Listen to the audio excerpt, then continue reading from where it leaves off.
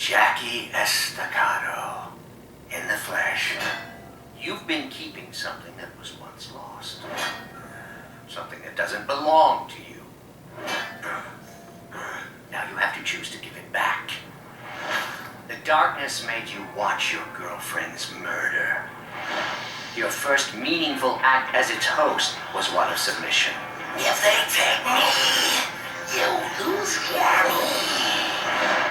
I want the darkness.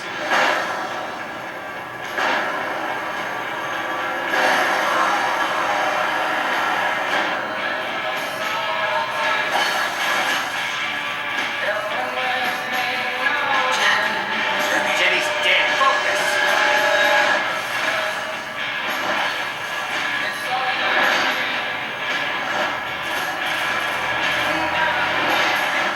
Face it, Jackie. You can't control the darkness, and you never could.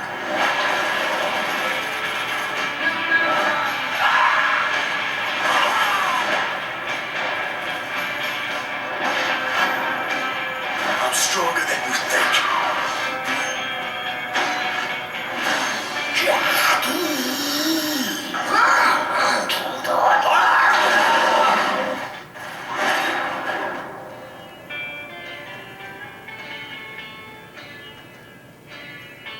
Jackie, make it stop.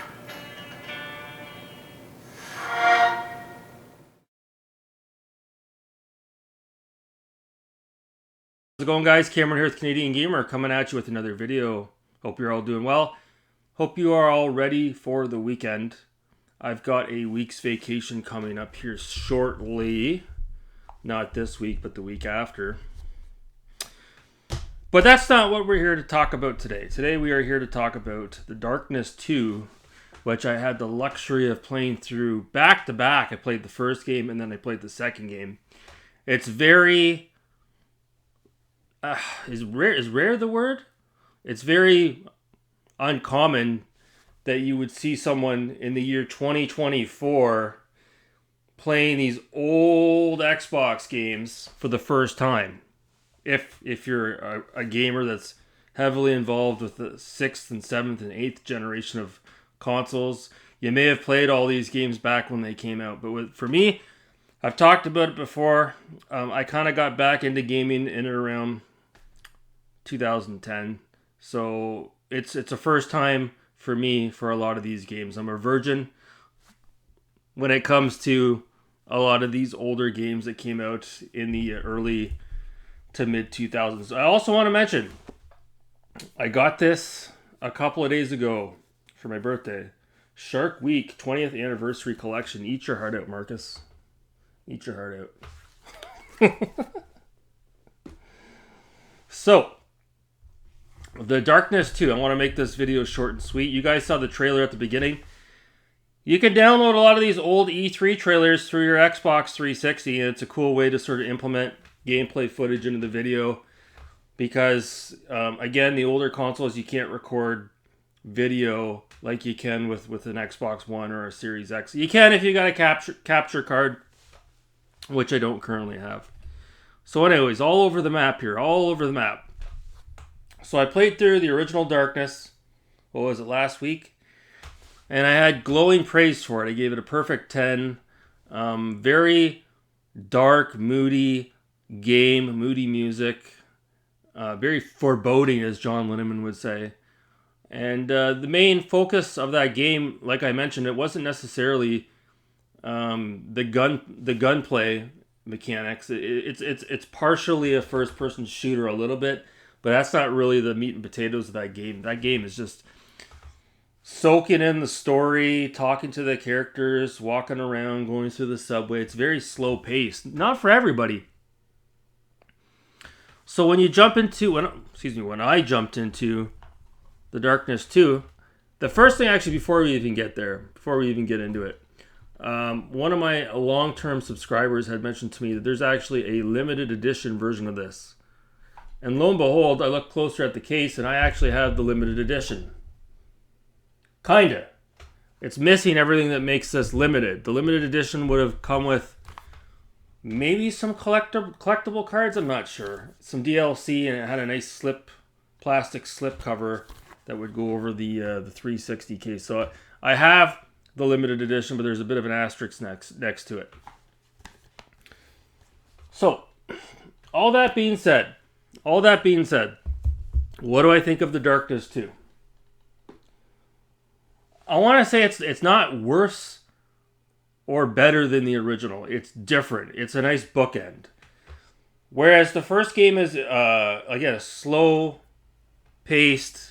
game where you take your time and you soak everything in. This flips the script. This wasn't done by Starbreeze Studio. This was done by another big studio. Can't even remember the name. But it's a studio that's well known, and they're still around today. It's a studio that was swallowed whole by another multi-million-dollar corporation, and the company is still around. I just can't remember. Digital Extreme? I think it was Digital Extreme. But this game is really good. It's just straight up a first-person shooter. It is. It's chapter-based. The game starts out really awesome intro, just like the first game. This one, it starts out, you're going through a restaurant. And as you're going through the restaurant, some of the credits are coming up on screen. Very cinematic. And you sit down at this dinner table with these two blonde chicks, and they're talking to you. And all of a sudden, a car comes crashing right through the restaurant, and a bullet goes right through the head of one of the blonde chicks, and she dies. And the next thing you know, you're off to the races. You got your dual-wielding pistols, and the darkness comes out, and away we go. And yeah, there's something to be said about this game coming out, I think, in 2011, 2012. So you have to remember, this was a late release for the PS3 and the Xbox 360. So by this time, the developers really knew their way around the hardware, so to speak. And you can tell. This is one of the best looking games I've ever seen on the 360. One of the best performing games as far as performance is concerned. Excuse me, can't talk. And the reason why I know this is because the game was running buttery smooth on my Series X. It looks really sharp. And then I booted, after I beat it, I booted it up on the 360 just to see. No screen tearing at all. So there must be VSync enabled on the 360 for this game. But it looks sharp, even on the 360. Really sharp. The cell shaded graphics, they look good. They look really good. Again, I'm all over the map here.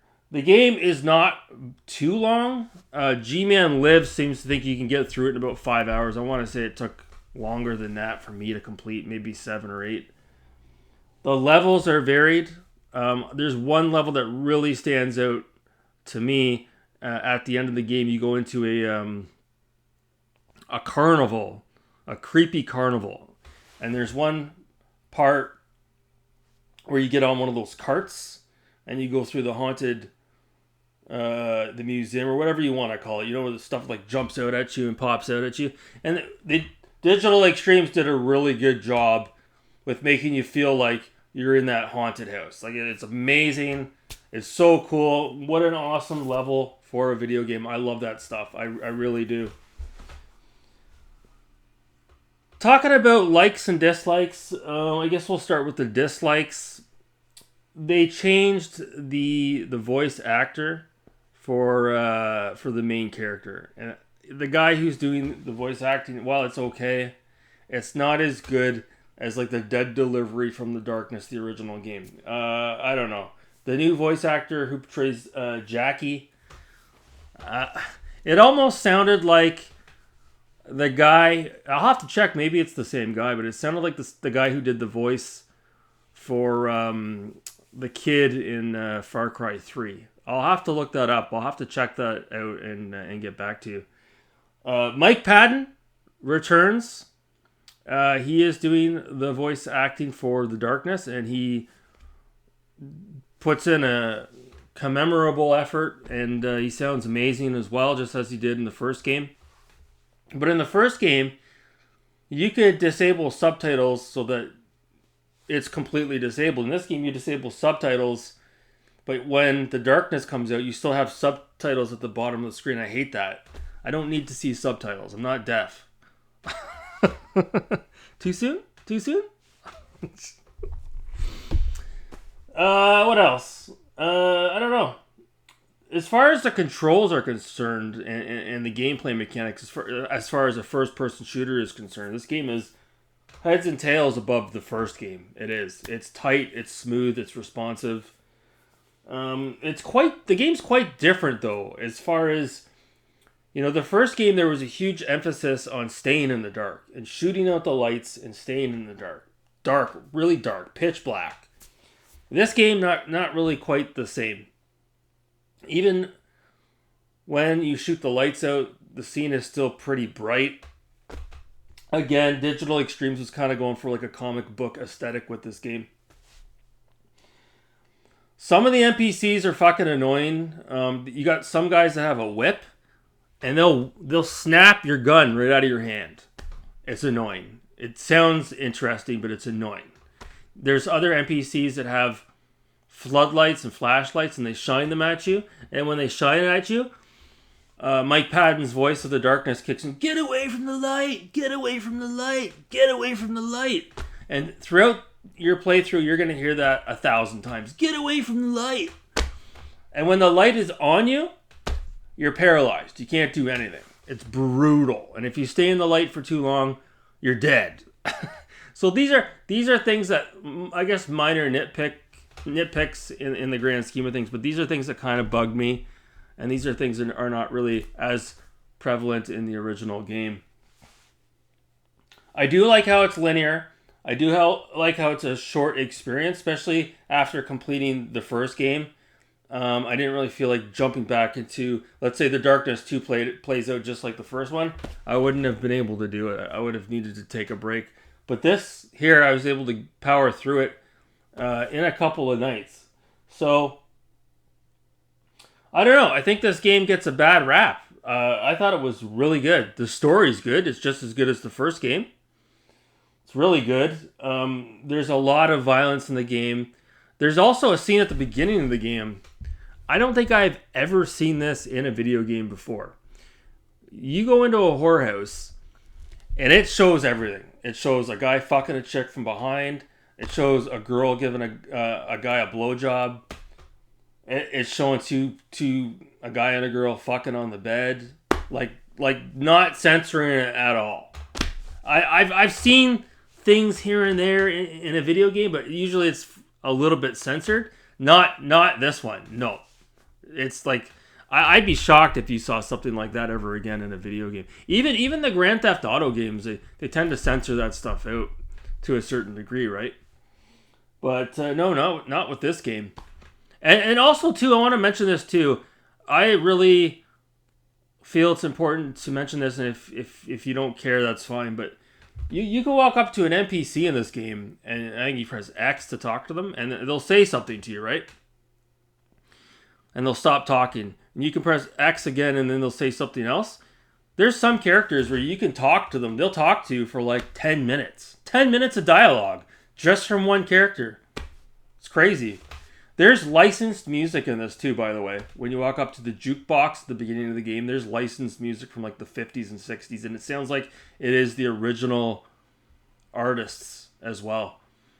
And also, not something that you would see too often in an older game like this, but when you walk past a character, not an enemy, but like if you walk past an NPC that's in your mansion at the beginning of the game, as an example, they will turn their heads like this and look at you as you walk past them. They will turn their heads. So yeah, really good attention to detail. Yeah, and again, the mansion at the beginning, your pad, if you will, it's the detail that they put into that mansion. And you're walking into your study, your library, or you're going into your office, or you're going into, your bedroom, and it's waterfalls everywhere, and sometimes you'll go in there and it's raining outside and excuse me. I'm trying to digest my dinner. Sometimes it's raining outside and lightning and all the rest of it. I don't know. I thought it was really good. For some of you out there, maybe you don't know what I'm talking about. Maybe you've never played the game before. You don't need to play the first game to play the second one.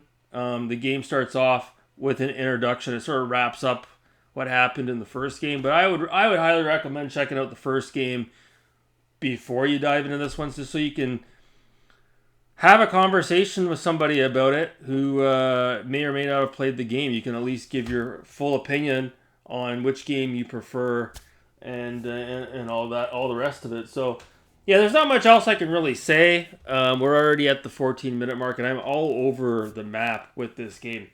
But I just want to say I really enjoyed it a lot. I wasn't sure what to expect because I had heard some good and some bad. I know John Linneman hates this game. He likes the first Darkness, but he doesn't like the Darkness 2.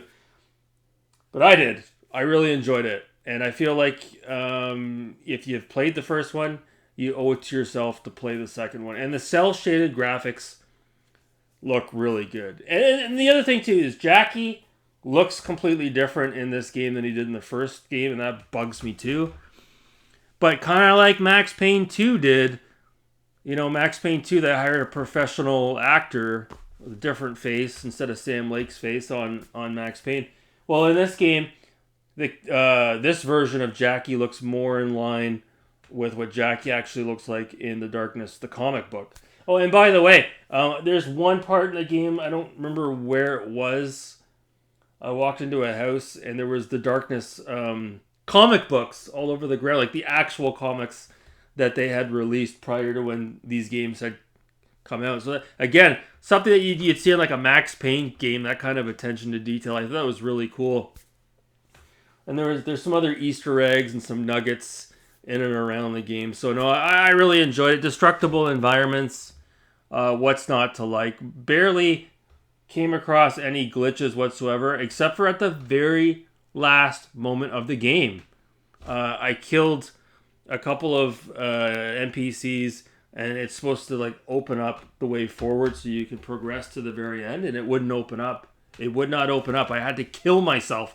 I had to commit suicide just so I could respawn the checkpoint, and then when I went through it again the second time, I was able to get right through it. So, So yeah, no, I really enjoyed it. And with that being said, I think maybe I should give the 360 a little bit of a rest. I might put on the Teenage Mutant Ninja Turtles, the collection there that I picked up for the Xbox Series console, or I might put on the Quarry. I don't know. Maybe you guys can let me know in the comments below.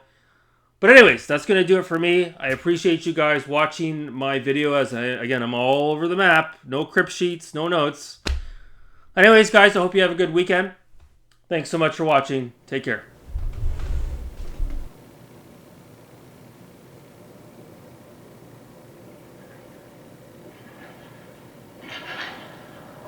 It's been 2 years since I killed the man responsible for Jenny's murder.